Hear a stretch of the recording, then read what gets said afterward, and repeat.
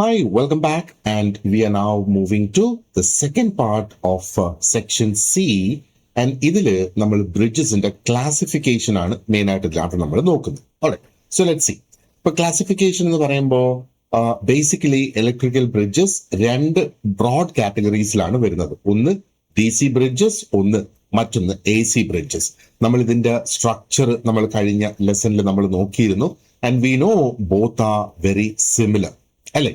അപ്പോ ഇലക്ട്രിക്കൽ ബ്രിഡ്ജസിന്റെ ആ ഒരു ബ്രോഡ് ക്ലാസിഫിക്കേഷൻ ആണ് ഇവിടെ നമ്മൾ നോക്കുന്നത്, DC bridges and AC bridges. അപ്പൊ ഈ ഒരു ക്ലാസിഫിക്കേഷൻ എന്തിനെ അടിസ്ഥാനപ്പെടുത്തിയിട്ടാണ് എന്നുള്ള ആ ഒരു ചോദ്യം വരികയാണെങ്കിൽ on the type of electrical source, അല്ലെ? അപ്പൊ ഇവിടെ ഒന്ന് DC ഡയറക്റ്റ് കറന്റ് ആണ്, മറ്റൊന്ന് ഓൾട്ടർനേറ്റിംഗ് കറന്റ് AC ആണ് ഇതിനകത്ത് വരുന്നത്. അപ്പോ DC ബ്രിഡ്ജസ് ആ ഒരു ഡയറക്റ്റ് കറന്റ് സോഴ്സ് ഉപയോഗിക്കുന്നു, AC bridges on the other hand alternating current source ആണ് ഉപയോഗിക്കുന്നത്. ഇനി നമുക്ക് സ്പെസിഫിക്കലി DC ബ്രിഡ്ജസിനെ കുറിച്ച് നമുക്ക് ഒന്ന് നോക്കാം. Okay, right. So DC bridge uses direct current source. Main ആയിട്ട് റെസിസ്റ്റൻസ് മെഷർ ചെയ്യാൻ വേണ്ടിയിട്ടാണ് DC ബ്രിഡ്ജസ് ഉപയോഗിക്കുന്നത്. അപ്പോ രണ്ട് പ്രിൻസിപ്പിൾ അല്ലെങ്കിൽ മെയിൻ ആയിട്ടുള്ള DC ബ്രിഡ്ജസ് ഈ ഒരു സെക്ഷനിൽ നമുക്ക് ഡിസ്കസ് ചെയ്യാൻ ഇൻക്ലൂഡ് ചെയ്തിട്ടുള്ളത് ഒന്ന് വീറ്റ്സ്റ്റോൺ ബ്രിഡ്ജ് ആണ്, മറ്റൊന്ന് കെൽവിൻ ഡബിൾ ബ്രിഡ്ജ് ആണ്. അതാണ് ഇവിടെ ഈ കാണുന്നത് രണ്ട് പ്രിൻസിപ്പൽ ബ്രിഡ്ജസ് DC ബ്രിഡ്ജസിൽ നമുക്ക് ഡിസ്കസ് ചെയ്യാനായിട്ടുള്ളത്. ഒന്ന് വീറ്റ്സ്റ്റോൺ, മറ്റൊന്ന് കെൽവിൻ ഡബിൾ ബ്രിഡ്ജ് ആണ് നമുക്ക് നോക്കാനുള്ളത്. സോ ഇനി ഇപ്പം നേരത്തെ നമ്മൾ പറഞ്ഞിരുന്നു റെസിസ്റ്റൻസ് മെഷർ ചെയ്യാനാണ് ഇത് ഉപയോഗിക്കുന്നത്. ഇനി ആ ഒരു റെസിസ്റ്റൻസിന്റെ ക്ലാസിഫിക്കേഷൻ എങ്ങനെയാണ് വരുന്നത് എന്ന് നമുക്ക് ഒന്ന് നോക്കാം. ഇവിടെ റെസിസ്റ്റൻസിന്റെ ക്ലാസിഫിക്കേഷൻ അതിന്റെ ആ ഒരു മാഗ്നിറ്റ്യൂഡ് അനുസരിച്ചാണ് അതിന്റെ ക്ലാസിഫിക്കേഷൻ വരുന്നത്. ഒന്ന് ലോ റെസിസ്റ്റൻസ്, രണ്ട് മീഡിയം റെസിസ്റ്റൻസ് ആൻഡ് മൂന്ന് ഹൈ റെസിസ്റ്റൻസ് എന്നുള്ളതാണ്. അപ്പൊ ഇവിടെ നോക്ക് മൂന്ന് കാറ്റഗറീസ് ഉണ്ടല്ലേ, low, medium and high resistance. ഈ ഒരു ക്ലാസിഫിക്കേഷൻ നോക്കുമ്പോൾ what we understand is the range in which different resistance measurements are made. പല മെഷർമെന്റ്സ് ഉണ്ടാക്കുന്ന ആ ഒരു റേഞ്ച് ആണ് നമ്മൾ ഇതിനകത്ത് മനസ്സിലാക്കുന്നത്. ഓക്കെ, അപ്പോ ഇനി എന്താണ് ആ ഒരു റേഞ്ച് എന്ന് നമുക്കൊന്ന് ചർച്ച ചെയ്യാം. ഇപ്പൊ ലോ റെസിസ്റ്റൻസ് എന്ന് പറയുമ്പോൾ എന്താണ് നമ്മൾ അതിനകത്ത് പ്രധാനമായിട്ട് കാണേണ്ടത്? 1 ഓമിന് ആൻഡ് ബിലോ ആ ഒരു റേഞ്ച് ആണ് ഇതിനകത്ത് എന്താ പറയണ്ട മെഷർ ചെയ്യുന്നത്. അപ്പൊ ഇതിന്റെ എക്സാമ്പിൾസ് നമ്മൾ നോക്കുകയാണെന്നുണ്ടെങ്കിൽ ആർമേച്ചറിന്റെ ആ ഒരു വൈൻഡിങ് റെസിസ്റ്റൻസ് വരുന്നുണ്ട്, സീരീസ് ഫീൽഡ് വൈൻഡിങ് റെസിസ്റ്റൻസ് വരുന്നുണ്ട്, അമേച്ചർ ഷണ്ട് വരുന്നുണ്ട്, അമീറ്ററിന്റെ ഷണ്ട് വരുന്നുണ്ട്, കേബിൾ റെസിസ്റ്റൻസ് ഇതിനകത്ത് വരുന്നുണ്ട്, ആൻഡ് കോണ്ടാക്ട് റെസിസ്റ്റൻസ്. നോക്ക്, ഞാൻ എപ്പോഴും പറയുന്നത് പോലെ ഈ പറയുന്നതിലും ഡീപ്പായിട്ട് നമ്മൾ ഇതിലേക്ക് പോകേണ്ട ആവശ്യമില്ല. കാരണം 1 or 2 മാർക്കിന്റെ ഒക്കെ ചോദ്യങ്ങൾ മാത്രമാണ് ഇതിനകത്തുനിന്ന് വരിക, അല്ലെ? അപ്പോ ഈ പറഞ്ഞിരിക്കുന്ന എക്സാമ്പിൾസ് ഒക്കെ വളരെ ചെറിയ റെസിസ്റ്റൻസ് വാല്യൂസ് ആണ് ഇലക്ട്രിക്കൽ സിസ്റ്റംസിൽ ഇതിന് ഉള്ളത്. ഓക്കെ, അപ്പോ this is about low resistance. ഇതിൽ പ്രധാനമായിട്ട് ഓർത്തിരിക്കേണ്ടത് ഈ ലോ റെസിസ്റ്റൻസ് എപ്പോഴും resistance of 1 ohm and below ആണ് അതിനകത്ത് വരുന്നത്. ഇനി മീഡിയം റെസിസ്റ്റൻസ് നോക്കിയാലോ? ഓക്കെ, 1 വരെ ലോയിൽ പോകുന്ന. ഇപ്പൊ മീഡിയം പറയുമ്പോൾ അതിന്റെ ആ ഒരു റേഞ്ച് വരുന്നത് 1 to 100 കിലോ ഓം ആണ് അതിനകത്ത് വരിക. ഇപ്പൊ മീഡിയം റെസിസ്റ്റൻസ് അപ്രോക്സിമേറ്റ്ലി 1 ohm മുതൽ തുടങ്ങി 100 കിലോ ഓംസ് വരെ അത് പോകുന്നു എന്നുള്ളതാണ്. അപ്പൊ ഇവിടെ നമ്മൾ നോക്കുക, വീറ്റ്സ്റ്റോൺ ബ്രിഡ്ജ് ആണ് സ്പെസിഫിക്കലി ഈ തരത്തിലുള്ള ആ ഒരു റെസിസ്റ്റൻസ് മെഷർ ചെയ്യുന്നതിന് വേണ്ടിയിട്ട് മെയിൻ ആയിട്ട് ഉപയോഗിക്കുക. അപ്പൊ നമ്മൾ ഇതിന്റെ ആ ഒരു ഡയറക്റ്റ് കണക്ഷൻ ആണ് നമ്മൾ എപ്പോഴും ഓർത്ത് വെക്കേണ്ടത്.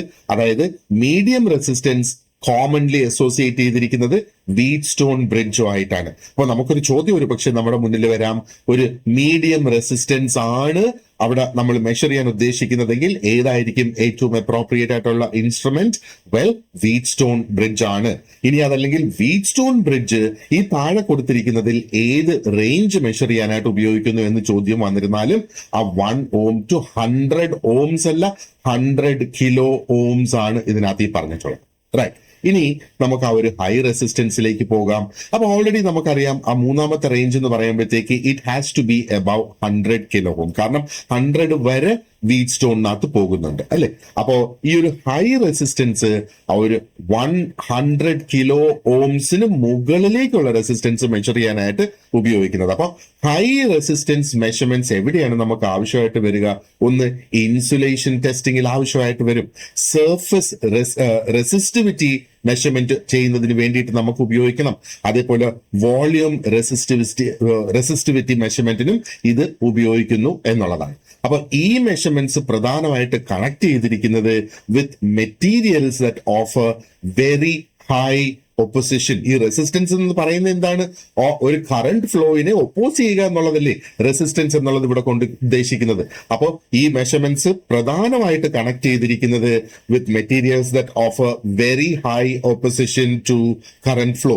അതാണ് ആ ഒരു ഇൻസുലേഷന് വേണ്ടിയിട്ട് ഉപയോഗിക്കുന്നത്, സർഫസ് റെസിസ്റ്റിവിറ്റിക്ക് വേണ്ടിയിട്ട് ഉപയോഗിക്കുന്നത്, വോളിയം റെസിസ്റ്റിവിറ്റിക്ക് വേണ്ടിയിട്ട് ഉപയോഗിക്കുന്നത്. ഓക്കെ, ഇനി ക്വിക്ക് ആയിട്ട് ലെറ്റ് സി എങ്ങനെയാണ് ആ ഒരു AC ബ്രിഡ്ജസ് പ്രധാനമായിട്ട് വരുന്നത്. നമ്മൾ ഈ DC ബ്രിഡ്ജസിന്റെ ഫീച്ചേഴ്സ് ഈ ഡിസ്കസ് ചെയ്ത അതേപോലെയുള്ള ഫീച്ചേഴ്സ് AC ബ്രിഡ്ജസിനും ഉണ്ട്. അപ്പൊ AC ബ്രിഡ്ജസ് ഉപയോഗിക്കുന്നത് ആ ഒരു AC അല്ലെങ്കിൽ ഓൾട്ടർനേറ്റിംഗ് കറണ്ട് നമുക്ക് സാധാരണ ഭാഷയിൽ മനസ്സിലാക്കുന്നതിന് നമ്മുടെ വീടുകളിൽ നമ്മുടെ ടിവിയും ലൈറ്റും ഫാനും ഒക്കെ പ്രവർത്തിക്കുന്നതിന് വേണ്ടിയിട്ട് ഉപയോഗിക്കുന്നതാണ് ഓൾട്ടർനേറ്റിംഗ് കറണ്ട് എന്ന് പറയുന്നത്. നമ്മളൊരു ബാറ്ററിയിൽ നിന്ന് ഉപയോഗിക്കുന്ന സോഴ്സ് ആണ് ഡയറക്റ്റ് കറണ്ട് അല്ലെങ്കിൽ DC എന്ന് പറയുന്നത് അല്ലെ. അപ്പോ ഈ AC ബ്രിഡ്ജസ് പ്രധാനമായിട്ട് ഉപയോഗിക്കുന്നത് ആ ഒരു ഇംപിഡൻസ് ക്വാണ്ടിറ്റീസ്, അതിനകത്ത് റെസിസ്റ്റൻസ് ഇൻവോൾവ്ഡ് ആയിട്ടുള്ള ഇംപിഡൻസ് ക്വാണ്ടിറ്റീസ് മെഷർ ചെയ്യുന്നതിന് വേണ്ടിയിട്ട്, അതേപോലെ ഇൻഡക്റ്റൻസ്, കപ്പാസിറ്റൻസ് ഇതൊക്കെ മെഷർ ചെയ്യുന്നതിന് വേണ്ടിയിട്ട് പ്രധാനമായിട്ട് ഉപയോഗിക്കുന്നു. അപ്പം മെയിൻ ആയിട്ടുള്ള AC ബ്രിഡ്ജസ് ഈ ഒരു സെക്ഷനിൽ നമുക്ക് പഠിക്കാനായിട്ട് ഉൾപ്പെടുത്തിയിട്ടുള്ളത് ഒന്ന് മാക്സ്വെൽസ് ബ്രിഡ്ജ് ആണ്, മറ്റൊന്ന് ഹേയ്സ് ബ്രിഡ്ജ് ആണ്, പിന്നെ നമുക്ക് ഈ ഒരു സ്കെറിംഗ് ബ്രിഡ്ജ് ഉണ്ട്, and we also have the Wien bridge. Okay, അപ്പൊ ഈ ഒരു ഇൻട്രൊഡക്ടറി സ്റ്റേജിൽ നമ്മൾ ഓർത്ത് വെക്കേണ്ട സംഗതി എന്ന് പറയുന്നത് ആ ഒരു എന്താ പറയേണ്ടത്, ഇത് ഈ കൊടുത്തിരിക്കുന്ന മെയിൻ ബ്രിഡ്ജസ് എന്ന് പറയുന്നത് they are the principal examples of AC bridges എന്ന നിലയിൽ നമ്മൾ ഓർക്കുക. ഇനി നമ്മൾ കഴിഞ്ഞ ക്ലാസ്സിലും ഡിസ്കസ് ചെയ്തിട്ടുണ്ടായിരുന്നു of the balance condition.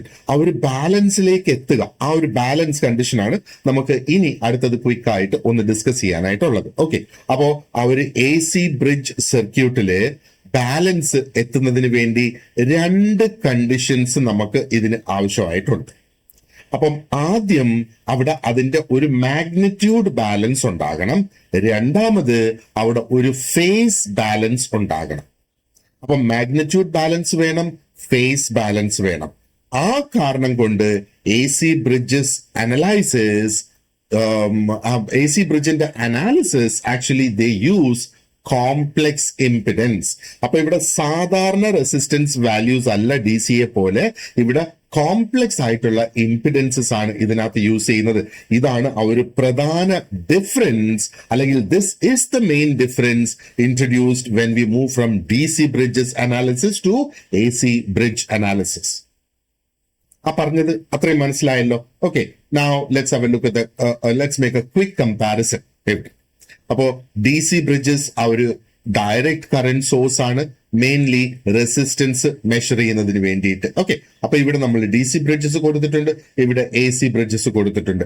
DC bridges ആ ഒരു ഡയറക്റ്റ് കറന്റ് സപ്ലൈ, ഉദാഹരണം ഒരു ബാറ്ററിയിൽ നിന്ന് വരുന്ന കറണ്ട്. ഓക്കെ, അപ്പൊ ഇത് ഓർക്കുക, ബാറ്ററിയിൽ നിന്ന് ഇൻവേർട്ടറിലൂടെ വരുന്ന കറണ്ടോ നമുക്ക് കിട്ടുന്ന ഔട്ട്പുട്ട് AC ആണ്, അത് DC അല്ല. അപ്പൊ ബാറ്ററിയുടെ DC എടുത്ത് ആ ഇൻവേർട്ടർ ചെയ്യുന്ന എന്താ, അത് AC ആക്കി കൺവേർട്ട് ചെയ്യുകയാണ് നമ്മൾ വീട്ടിൽ ഉപയോഗിക്കുന്ന ഇൻവേർട്ടേഴ്സ്. അപ്പൊ ആ ഒരു ഇൻവേർട്ടർ സിസ്റ്റത്തെ ഒരു DC ഇൻപുട്ട് ആയിട്ട് നമ്മൾ കണക്കാക്കരുത്. ഇൻവേർട്ടർ സിസ്റ്റത്തിന്റെ ഔട്ട്പുട്ട് എന്ന് പറയുന്നത് AC ആണ്, ഇൻവേർട്ടറിലേക്ക് കൊടുക്കുന്ന ഇൻപുട്ട് എന്ന് പറയുന്നത് DC ആണ്. അത് ഇതുമായിട്ട് ബന്ധപ്പെടുത്തരുത്. അത് ഇവിടെ ഒരു എക്സാമ്പിൾ ആയിട്ട് നമ്മളിപ്പോ നിലവിൽ എടുക്കുകയും വേണം. Okay, and DC bridges resistance measure ചെയ്യാൻ ഉപയോഗിക്കുമ്പോൾ AC ബ്രിഡ്ജസ് ആ ഒരു ഇംപിഡൻസ് ആണ് മെഷർ ചെയ്യാനായിട്ട് ഉപയോഗിക്കുന്നത്. DC ബ്രിഡ്ജസിന്റെ example Wheatstone and Kelvin double bridges. AC ബ്രിഡ്ജസിന്റെ എക്സാമ്പിളോ Maxwell's, Hay's, Schering and Wien bridges. Okay, അപ്പൊ ഇവിടെ DC ബ്രിഡ്ജസ് ആ ഒരു resistance classified as low, medium and high, ഇത് നമ്മൾ ഡിസ്കസ് ചെയ്തതാണ്. ആൻഡ് AC ബ്രിഡ്ജസിന് balance requires magnitude and phase balance. അപ്പൊ മാഗ്നിറ്റ്യൂഡിന്റെ ബാലൻസും അവിടെ കൊണ്ടുവരണം, ഫേസിന്റെ ബാലൻസും അവിടെ കൊണ്ടുവരണം എന്നുള്ളതാണ്. അപ്പോ ആ ഒരു ബാലൻസ് കണ്ടീഷൻ AC ബ്രിഡ്ജസിൽ നമ്മൾ നോക്കിയാൽ അതിനകത്ത് മാഗ്നിറ്റ്യൂഡും വരുന്നുണ്ട്, ഫേസ് ബാലൻസും അതിനകത്ത് വരുന്നുണ്ട് എന്ന് നമ്മൾ പ്രത്യേകം ഓർത്തോളുക. So this was just an introduction to the AC and the DC bridges. അപ്പൊ ഇനി നമുക്ക് വീറ്റ് സ്റ്റോൺ ബ്രിഡ്ജ് സ്പെസിഫിക് ആയിട്ട് നമുക്ക് നോക്കാം. അപ്പൊ ഇവിടെ എപ്പോഴും നമ്മൾ ഓർത്ത് വെക്കുക, കഴിഞ്ഞ ക്ലാസ് അത് കണ്ടിട്ടില്ലാത്തവര് ഒന്നും കൂടെ പോയി കാണുക. കാരണം അവിടെയാണ് ആ ഒരു ബ്രിഡ്ജിന്റെ ഒരു കോമൺ സ്ട്രക്ചർ നമ്മൾ ഡിസ്കസ് ചെയ്തിട്ടുള്ളത്. ആൻഡ് ആ സ്ട്രക്ചർ മനസ്സിൽ വെച്ചുകൊണ്ട് വേണം ഈ ഒരു ഡിസ്കഷനിൽ നിങ്ങൾ പങ്കെടുക്കാനായിട്ട്. അപ്പോഴേ നമുക്ക് എങ്ങനെയാണ് അതിന്റെ ആ ഒരു പ്രവർത്തനം ഒന്ന് കുറെ കൂടെ ഡീറ്റെയിൽഡ് ആയിട്ട് നമുക്ക് മനസ്സിലാക്കാനായിട്ട് സാധിക്കുള്ളൂ. Okay, so when we look at Wheatstone Bridge. This is one of the earliest and the most important electrical bridge circuit. അപ്പോൾ ഇത് one of the earliest ആണ് and one of the most important ആണ്. And ഇത് ഒരു null type DC bridge ആണ് എന്ന് ഓർക്കുക. ഒരു null type DC bridge. And ഇത് പ്രധാനമായിട്ട് എന്തിനാണ് ഉപയോഗിക്കുന്നത്? ആക്യുറേറ്റ് ആയിട്ടുള്ള മീഡിയം റെസിസ്റ്റൻസിന്റെ മെഷർമെന്റിന് വേണ്ടിയിട്ട്.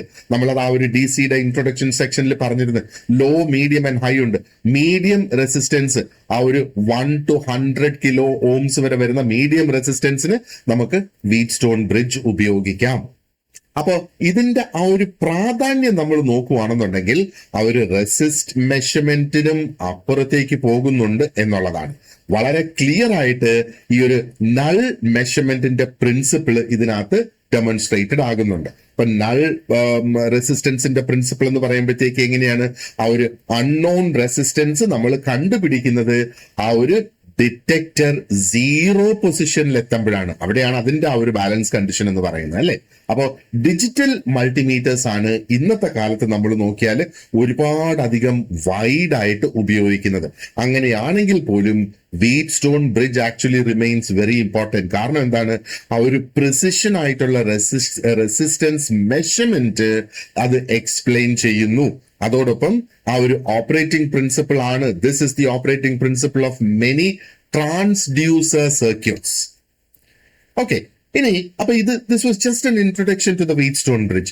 Now let's go ahead and see അതിന്റെ ആ ഒരു ഹിസ്റ്റോറിക്കൽ ഡെവലപ്മെന്റ് എങ്ങനെയായിരുന്നു എന്നുള്ളത്. അപ്പൊ ഈ ഒരു ബേസിക് ഐഡിയ ഇൻട്രൊഡ്യൂസ് ചെയ്തത് Samuel Hunter Christie, and this was introduced in 1833. അപ്പൊ ഇതിന്റെ ആ ഒരു ഡയഗ്രാം ഞാൻ തുടക്കത്തിൽ കാണിച്ചു തന്നായിരുന്നു. ആൻഡ് നമ്മൾ അതിനെ ഡയമണ്ട് എന്ന് വിളിച്ചു, അല്ലെ? അപ്പോ ഇനിഷ്യലി ഇതിനെ ആ ഒരു ഡയമണ്ട് മെത്തേഡ് എന്നായിരുന്നു വിളിച്ചിരുന്നത്. അപ്പോ ആലോചിക്കുക, എന്താ പറയേണ്ടത്? Wheatstone Bridge is one of the earliest bridge circuits and അതിന്റെ ആ ഒരു ഡയമണ്ട് ഷേപ്പ് കൊണ്ട് അതിനെ ഡയമണ്ട് മെത്തേഡ് എന്നും വിളിച്ചിരുന്നു. അപ്പൊ ഡയമണ്ട് മെത്തേഡ് എന്ന് വിളിച്ചിരുന്നത് ഏത് ബ്രിഡ്ജിനെയാണെന്ന് ചോദിക്കുകയാണെങ്കിൽ നമ്മുടെ ആൻസർ ഇസ് വീറ്റ്സ്റ്റോൺ ബ്രിഡ്ജ്. എന്തുകൊണ്ടാണ് അതിനെ ഡയമണ്ട് എന്ന് വിളിച്ചത്? കാരണം അതിന്റെ 4 ആംസ് ഉണ്ട് ആ ഒരു സർക്യൂട്ടിന്. അത് ഒരു ഡയമണ്ട് ഷേപ്പ് പോലെ ആയിരുന്നു വന്നിരുന്നത്, അല്ലെ? ആ ഒരു ഡയമണ്ട് ഷേപ്പ് പോലെ അതിന്റെ ആ ഒരു 4 ആംസും വന്നു എന്നുള്ളതാണ് നമ്മൾ മനസ്സിലാക്കേണ്ടത്. അതുകൊണ്ടാണ് ഈ ഒരു ഡയമണ്ട് മെത്തേഡ് എന്ന് വിളിക്കുന്നത്. പിന്നീട് 1843 in 1843 ചാൾസ് വീറ്റ്സ്റ്റോൺ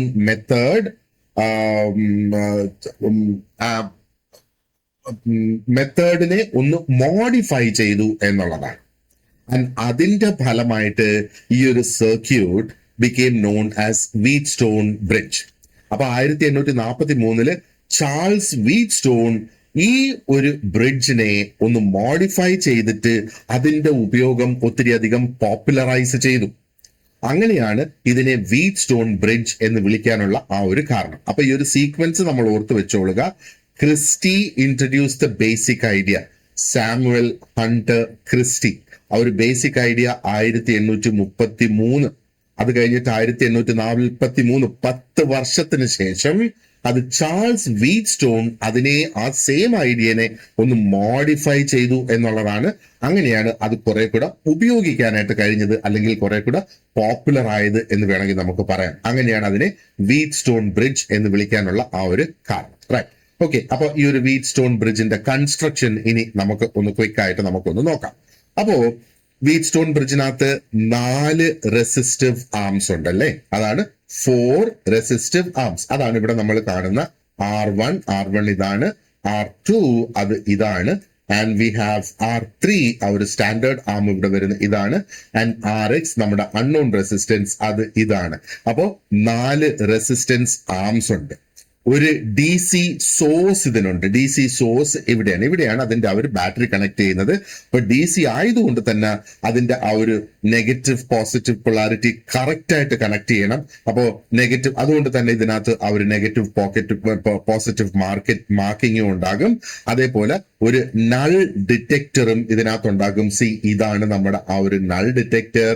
യൂഷ്വലി ഈ നൾ ഡിറ്റക്ടർ എന്ന് പറയുന്നത് ഒരു ഗാൽവനോമീറ്റർ ആയിരിക്കും. അപ്പൊ ഇത്രയും സംഗതികളാണ് നമുക്ക് ഈ ഒരു വീറ്റ് സ്റ്റോൺ ബ്രിഡ്ജ് കൺസ്ട്രക്ട് ചെയ്യുന്നതിന് വേണ്ടിയിട്ട് ആവശ്യമായിട്ടുള്ളത്.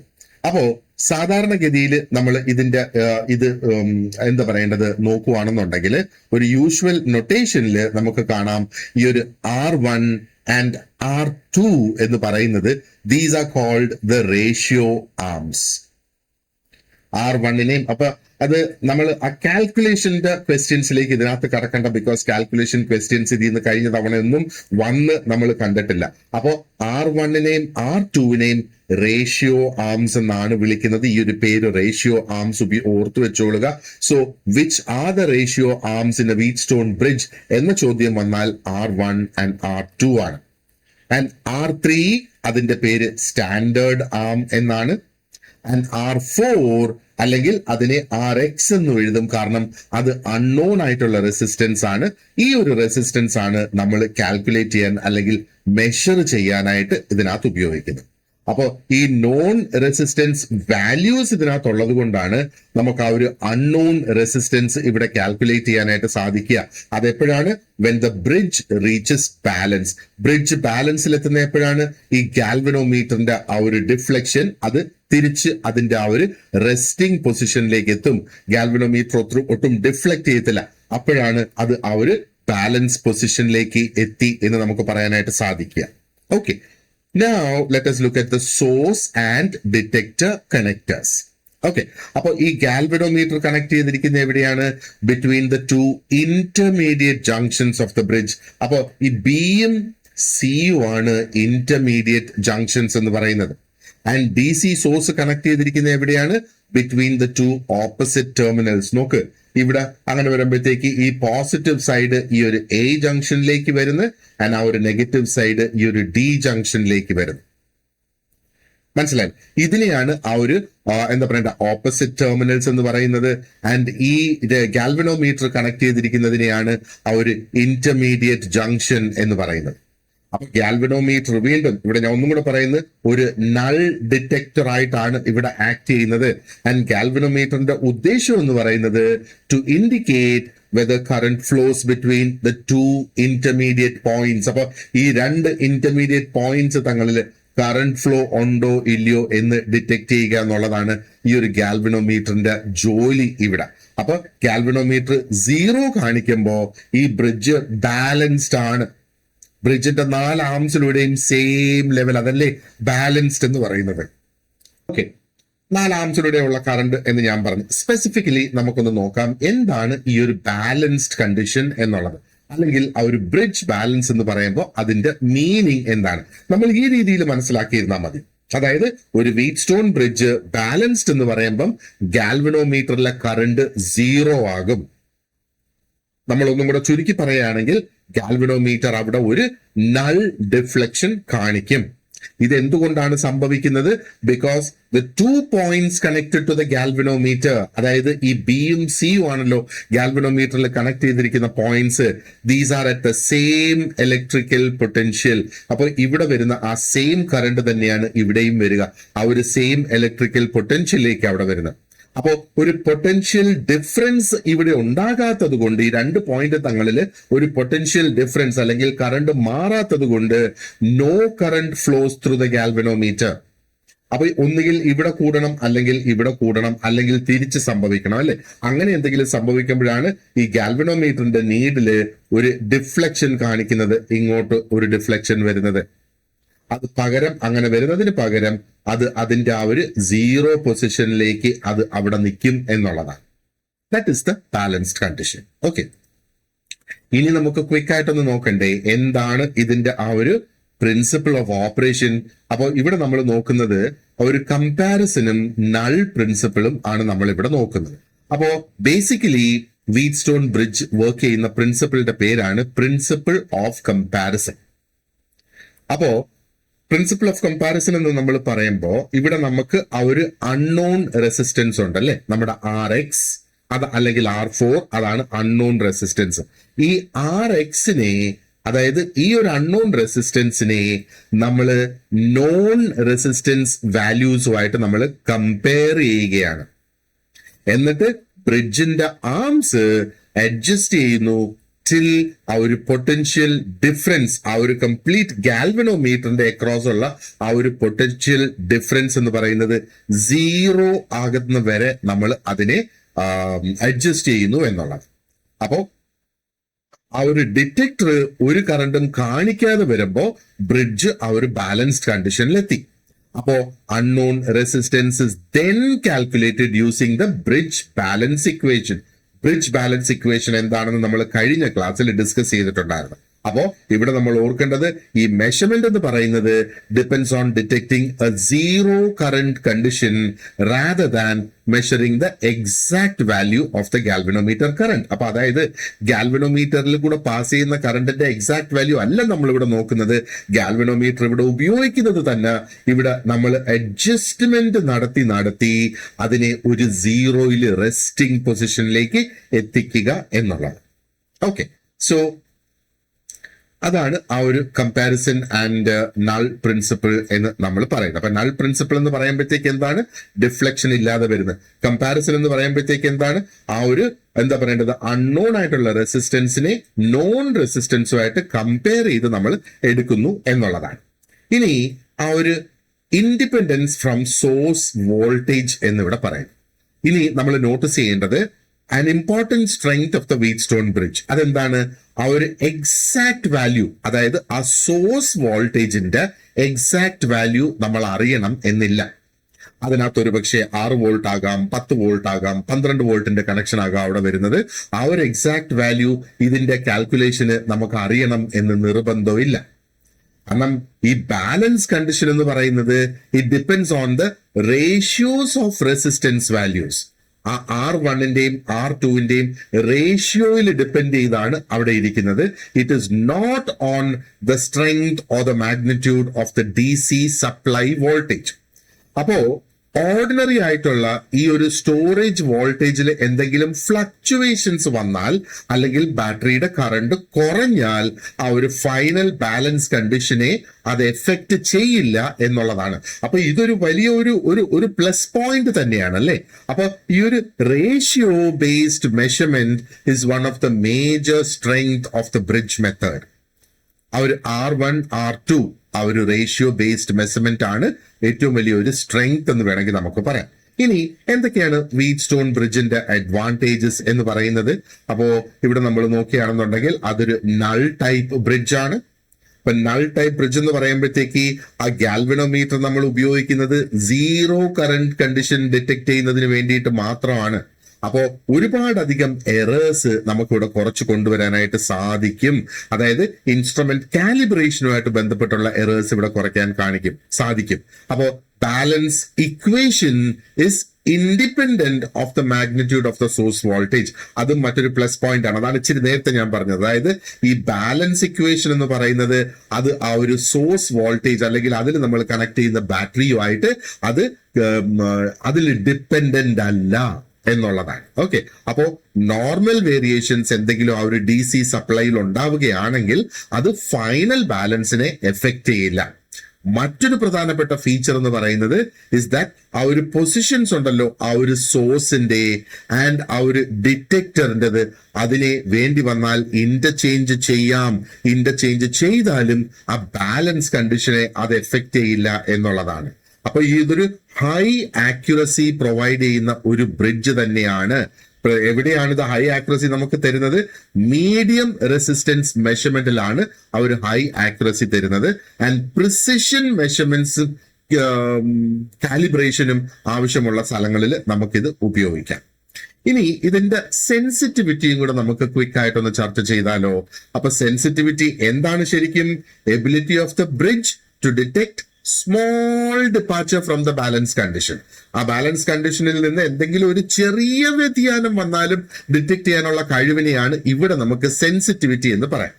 അപ്പോ ലെറ്റ് സേ നമുക്ക് അൺനോൺ ആയിട്ടുള്ള ആ ഒരു റെസിസ്റ്റൻസ് ഒരു ചെറിയ ഒരു വാല്യൂ വേരിയേഷൻ അവിടെ വരികയാണ് എന്ന് വിചാരിക്കുക. അപ്പോ ഒരു ഹൈലി സെൻസിറ്റീവ് ആയിട്ടുള്ള ബ്രിഡ്ജ് അന്നേരം എന്താണ് അവിടെ ചെയ്യുന്നത്? ഒരു നോട്ടിസബിൾ ആയിട്ടുള്ള ഒരു ഡിഫ്ലക്ഷൻ ഗാൽവനോമീറ്ററിൽ കാണാം. അപ്പൊ ആ ഒരു റെസിസ്റ്റൻസിൽ ഉണ്ടാകുന്ന ഒരു ചെറിയ ചേഞ്ച് പോലും ഒരു വലിയ ഒരു ഡിഫ്ലക്ഷൻ ആയിട്ട് അത് നമുക്ക് കാണാൻ കഴിയും. അപ്പോഴാണ് അതൊരു ഹൈലി സെൻസിറ്റീവ് എന്ന് പറയുന്നത്. So this makes it easier to identify our exact balance point identify ചെയ്യാനും ആ മെഷർമെന്റിന്റെ ആക്യുറസി കൂട്ടാനും നമുക്കിവിടെ സാധിക്കും. ഓക്കെ, അപ്പൊ നമ്മൾ ഓൾറെഡി ഇതിന്റെ ഫാക്ടേഴ്സ്, ഇതിന്റെ സെൻസിറ്റിവിറ്റി എഫക്ട് ചെയ്യുന്ന ഫാക്ടേഴ്സ് എന്തൊക്കെയാണെന്നും കൂടെ നമുക്ക് ഒന്ന് സ്പെസിഫിക് ആയിട്ട് നമുക്കൊന്ന് ഡിസ്കസ് ചെയ്ത് പോകാം. അപ്പോ ഇതിന്റെ സെൻസിറ്റിവിറ്റി എന്ന് പറയുന്നത് പ്രധാനമായിട്ട് ഡിപ്പെൻഡ് ചെയ്യുന്ന ഫാക്ടേഴ്സ്. അപ്പൊ these include values of the bridge arms, supply voltage, galvanometer sensitivity, galvanometer resistance. Okay, and then we have the high Thevenin resistance. അപ്പൊ ഹൈ തെവനിൻ റെസിസ്റ്റൻസ് ഉണ്ടാകുമ്പോഴത്തേക്ക് ഗാൽവനോമീറ്ററിന്റെ കറണ്ട് അത് റെഡ്യൂസ് ചെയ്യുന്നു ആൻഡ് ബ്രിഡ്ജിന്റെ സെൻസിറ്റിവിറ്റിയും അത് reduce ചെയ്യുന്നു. അപ്പൊ എന്തൊക്കെ factors ആണ് ഇതിന്റെ ആ ഒരു ബ്രിഡ്ജിന്റെ സെൻസിറ്റിവിറ്റിയെ എഫക്ട് ചെയ്യുന്നത്? ആ ഒരു ബ്രിഡ്ജിന്റെ ആംസിന്റെ വാല്യൂസ് എഫക്ട് ചെയ്യും, സപ്ലൈ വോൾട്ടേജ് എഫക്ട് ചെയ്യും, ആ ഒരു ഗാൽവനോമീറ്ററിന്റെ സെൻസിറ്റിവിറ്റി എഫക്ട് ചെയ്യും ആൻഡ് ഗാൽവനോമീറ്ററിന്റെ റെസിസ്റ്റൻസും എഫക്ട് ചെയ്യും. അപ്പൊ ഈ Thevenin equivalent resistance seen by the galvanometer, അത് ഗാൽവനോമീറ്ററിൽ വരുന്ന ആ ഒരു റെസിസ്റ്റൻസ് ആണ്. It also affects sensitivity. ആ ഗാൽവനോമീറ്ററിൽ തന്നെ വരുന്ന ആ ഒരു റെസിസ്റ്റൻസും സെൻസിറ്റിവിറ്റിയെ എഫക്ട് ചെയ്യും. അപ്പൊ ഈ ഒരു ഈക്വലന്റ് റെസിസ്റ്റൻസ് വളരെ ഹൈ ആകുന്ന ആ ഒരു അവസരത്തില് ഗാൽവനോമീറ്ററിന്റെ കറണ്ട് ചെറുതാകും. കാരണം resistance to what? To the current that is flowing. അപ്പൊ അതിന്റെ ഫലമായിട്ട് ബ്രിഡ്ജ് ലെസ് സെൻസിറ്റീവ് ആയിട്ട് മാറും. എന്ന് പറഞ്ഞാൽ ഡിഫ്ലക്ഷൻസ് ഡിറ്റക്ട് ചെയ്യാൻ കൂടുതൽ അവിടെ വേണം എന്നുള്ളതാണ്. അപ്പൊ ഇവിടെ നമ്മൾ ഒരു പ്രധാനപ്പെട്ട പോയിന്റ് നമ്മുടെ പരീക്ഷയെ സംബന്ധിച്ചിടത്തോളം ഓർത്തു വെച്ചോളുക. ആ ബ്രിഡ്ജിന്റെ ആക്യുറസി എന്ന് പറയുന്നത് depends on the balance equation and the sensitivity of A null detector. ഇവിടുത്തെ നൾ ഡിറ്റക്ടർ എന്താണ്? ഗാൽവനോമീറ്റർ. അതിന്റെ സെൻസിറ്റിവിറ്റിയെ അടിസ്ഥാനപ്പെടുത്തി വരും. അപ്പൊ പ്രോപ്പർ ആയിട്ടുള്ള സെലക്ഷൻ ഉണ്ടാകണം ആ ഒരു ബ്രിഡ്ജ് ആംസിന്റെ വാല്യൂസ്. അത് വളരെ ഇമ്പോർട്ടന്റ് ആണ് അല്ലെ. ഇനി ഇതിന് ഗുണങ്ങളുണ്ടെങ്കിലും അറ്റ് ദ സെയിം ടൈം കുറച്ചധികം ലിമിറ്റേഷൻസും ഇതിനുണ്ട്. ഇപ്പം whetstone bridge is most suitable for measuring medium resistance. അതൊരു ഗുണമാണെങ്കിലും ഒരു ലിമിറ്റേഷനും കൂടെ ഇല്ലേ? കാരണം റെസിസ്റ്റൻസിന് ഇനി രണ്ട് ക്ലാസിഫിക്കേഷൻസും കൂടെ ഉണ്ട്, ലോ റെസിസ്റ്റൻസും ഹൈ റെസിസ്റ്റൻസും. അതിന് നമുക്ക് വീറ്റ്സ്റ്റോൺ ഉപയോഗിക്കാനായിട്ട് സാധിക്കില്ല.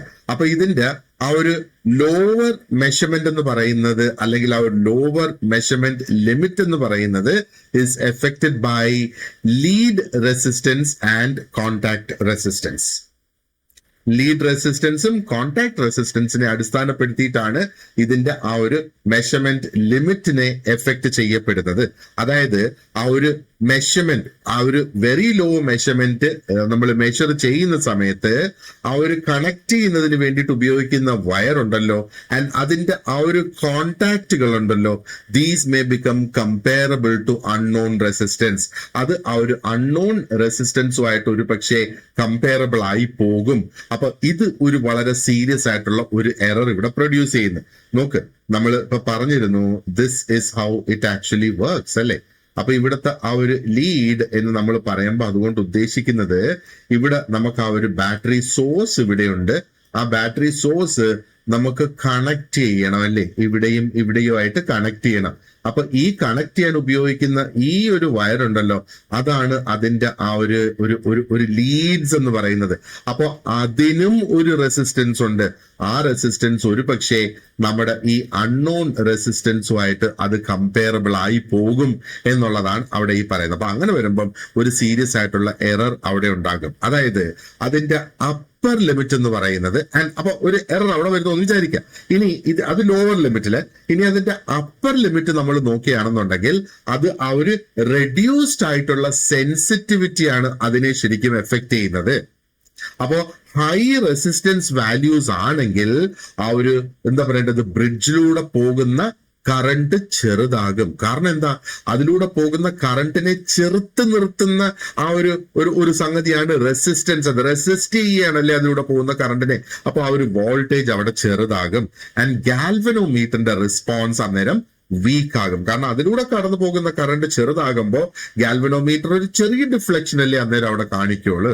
അപ്പോ ആ ഒരു ലോവർ എൻഡില് ഈ ലീഡും കോണ്ടാക്ടിന്റെയും റെസിസ്റ്റൻസ് ആണ് ഡിഫിക്കൽട്ടി ക്രിയേറ്റ് ചെയ്യുന്നത്.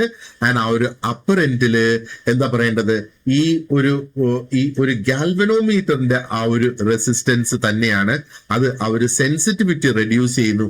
അങ്ങനെ വരുമ്പോഴത്തേക്ക് ഒരു ഡിഫിക്കൽട്ടി അവിടെ ഉണ്ടാകുന്നതായിട്ട് നമുക്ക് കാണാം. ഇനി വീറ്റ്സ്റ്റോൺ ബ്രിഡ്ജിൽ നമ്മൾ എടുക്കേണ്ട ചില പ്രിക്കോഷൻസിനെ കുറിച്ച് നോക്കുകയാണെങ്കിലോ, അതായത് ഒന്ന് ആ ഒരു ഏർലി സ്റ്റേജസ് ഓഫ് ബാലൻസിങ്ങില് നമ്മൾ ആ ഒരു ഗാൽവനോമീറ്റർ ഒരു പക്ഷേ ഒരു ലാർജ് കറന്റ് ആൻഡ് വളരെ വയലന്റ് ആയിട്ടുള്ള ഡിഫ്ലക്ഷൻ നമുക്ക് അവിടെ കാണാം. അപ്പൊ അങ്ങനെ വരുമ്പോ ആ ഒരു ഗാൽവനോമീറ്റർ കൃത്യമായിട്ട് ഷണ്ട് ചെയ്തിട്ടുണ്ടാകണം ഇനിഷ്യലി. അപ്പൊ ഈ ഒരു ഷണ്ട് ആക്ച്വലി ആ ഒരു ഗാൽവനോമീറ്ററിനെ പ്രൊട്ടക്ട് ചെയ്യും. എങ്ങനെയാണ്? By reducing the current passing through it. അപ്പോ ആ ഒരു ബ്രിഡ്ജ് ബാലൻസ് കണ്ടീഷൻ ആവുമ്പോഴേക്കും galvanometer can be used with greater sensitivity. അപ്പൊ ഗാൽവനോമീറ്ററിന്റെ സെൻസിറ്റിവിറ്റി അവിടെ കൂടും. അപ്പൊ എക്സാക്ട് നൾ പോയിന്റ് നമുക്ക് കണ്ടെത്താനായിട്ട് സാധിക്കും. ഇനി ഇതിന്റെ കറക്റ്റ് ആയിട്ടുള്ള ആ ഒരു കീ ഓപ്പറേറ്റിംഗ് സീക്വൻസ് നമ്മൾ നോക്കുകയാണെന്നുണ്ടെങ്കിലോ, ഈ ബ്രിഡ്ജ് കീസ് എന്ന് പറയുന്നത് should be operated in the correct sequence എന്നുള്ളതാണ്. ആ സീക്വൻസ് മാറുമ്പോഴത്തേക്ക് they will be errors with it. ആദ്യം ആ ഒരു ബാറ്ററി കീ ഓപ്പറേറ്റ് ചെയ്യണം എന്നുള്ളതാണ്. എന്നിട്ട് വേണം ഗാൽവനോമീറ്ററിന്റെ ആ ഒരു കീ ഓപ്പറേറ്റ് ചെയ്യുക എന്നുള്ളത്. അപ്പോ നമ്മൾ ഈ കീസ് റിലീസ് ചെയ്യുമ്പോൾ അതിന്റെ ആ ഒരു റിവേഴ്സ് ഓർഡർ ഫോളോ ചെയ്യണം. ആദ്യം ഗാൽവനോമീറ്ററിന്റെ കീ നമ്മൾ റിലീസ് ചെയ്യണം, എന്നിട്ട് വേണം ബാറ്ററിയിലേക്ക് വരാനായിട്ട്. അങ്ങനെ വരുമ്പോഴത്തേക്ക് അൺവാണ്ടഡ് ആയിട്ട് ഇൻഡ്യൂസ് ചെയ്യപ്പെടുന്ന EMFs അതിനെ അവിടെ റെഡ്യൂസ് ചെയ്യാനായിട്ട് സാധിക്കും. പ്രത്യേകിച്ചും ആ ഒരു അൺനോൺ റെസിസ്റ്റൻസിന് ഇൻഡക്റ്റൻസ് ഉണ്ടെങ്കിൽ. ഇനി എന്താണ് ആ ഒരു ബാറ്ററി റിവേഴ്സൽ മെത്തേഡ് എന്ന് പറയുന്നത്? അപ്പോ കൂടുതൽ ആക്യുറസിക്ക് വേണ്ടിയിട്ട് ആ മെഷർമെന്റ് പലതവണ റിപ്പീറ്റ് ചെയ്യും. ആൻഡ് ഈ റിപ്പീറ്റ് ചെയ്യുന്നത് will be after reversing the battery connections. ഇപ്പൊ റിവേഴ്സിംഗ് ദ ബാറ്ററി കണക്ഷൻസ് എന്ന് പറഞ്ഞാൽ ആ പോസിറ്റീവും നെഗറ്റീവും തിരിച്ചു കൊടുക്കുന്നു എന്നുള്ളതാണ്. അപ്പോ ഒരു റീഡിംഗ് എടുക്കുന്നത് ബാറ്ററി കണക്ഷൻ ഒരു ഡയറക്ഷനിൽ കൊടുത്തേക്കുന്നത് positive to positive, negative to negative. പിന്നെ ബാറ്ററി കണക്ഷൻസിനെ റിവേഴ്സ് ചെയ്ത് ഒരു രണ്ടാമത് റീഡിംഗ് അവിടെ എടുക്കും. അപ്പൊ ഇതിന്റെ അർത്ഥം എന്താണ്? ഈ ഒരു രണ്ട് റീഡിങ്ങും ആ ഒരു ഫൈനൽ റിസൾട്ടിലേക്ക് ഇതിന്റെ ആ ഒരു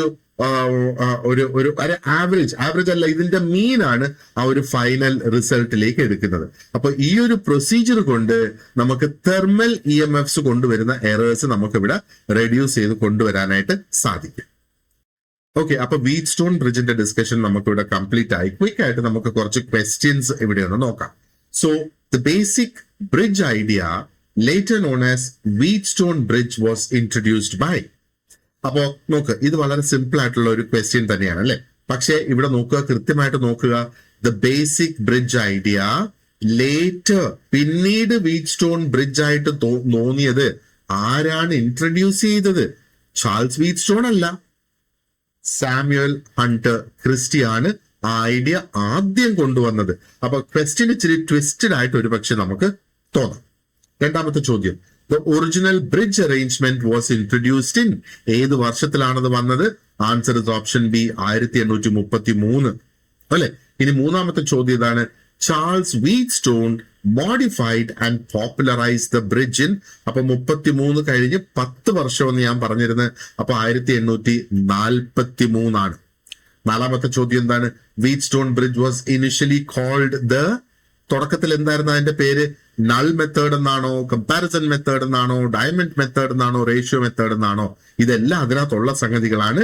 അപ്പൊ ഡയമണ്ട് മെത്തേഡ് എന്നായിരുന്നു തുടക്കത്തിൽ അതിനെ വിളിച്ചിരുന്നത്. അഞ്ചാമത്തെ ചോദ്യം ഇതാണ്. Wheat stone bridges mainly used for measuring, frequency ആണോ, മീഡിയം റെസിസ്റ്റൻസ്, കപ്പാസിറ്റൻസ്, ഇൻഡക്ടൻസ്? നോക്ക്, പ്രധാനമായിട്ട് മീഡിയം റെസിസ്റ്റൻസ് മെഷർ ചെയ്യുന്നതിന് വേണ്ടിയിട്ട് ഉപയോഗിക്കുന്നു. ഇനി ആറാമത്തെ ചോദ്യം, ഒരു ബാലൻസ്ഡ് ആയിട്ടുള്ള വീറ്റ് സ്റ്റോൺ ബ്രിഡ്ജില് ഗാൽവനോമീറ്റർ കറന്റ് മാക്സിമം ആണോ, മിനിമം ബട്ട് ഫൈനൈറ്റ് എന്നാണോ, സീറോ ആണോ, equal to the source current ആണോ? വെൽ, സീറോ ആണ്. ഇതെല്ലാം പോസിബിലിറ്റീസ് ആണ്, പല സ്റ്റേജസിൽ ഇത് പോസിബിൾ ആണ്. പക്ഷേ ഒരു ബാലൻസ്ഡ് ആയിട്ടുള്ള വീറ്റ് സ്റ്റോൺ ബ്രിഡ്ജില് ഗാൽവനോമീറ്റർ കറന്റ് എപ്പോഴും സീറോ ആയിരിക്കണം എന്നുള്ളതാണ്. ഏഴാമത്തെ ചോദ്യം, which is the correct balance equation? Correct ആയിട്ടുള്ള ബാലൻസ് ഇക്വേഷൻ എന്ന് പറയുന്നത് ഇതാണ്. R I R 1R 4 is equal to R 2R 3. This is the balanced equation. Okay. So we will wind up this part of the lesson here, and അടുത്ത ലെസണിൽ നമുക്ക് ആ ഒരു kelvin double bridge ആണ് discuss ചെയ്യാനുള്ളത്.